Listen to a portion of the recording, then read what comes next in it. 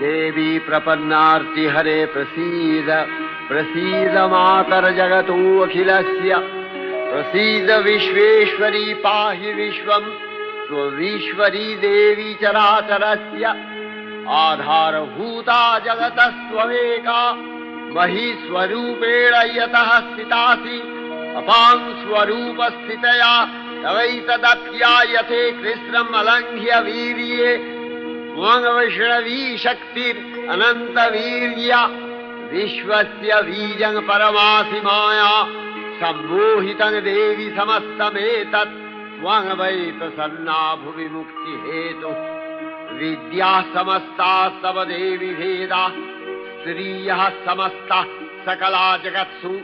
तवैकया पूरितमम्बयैतत् का ते स्तुतिः सद्य परापरोक्तिः सर्वभूता यदा देवी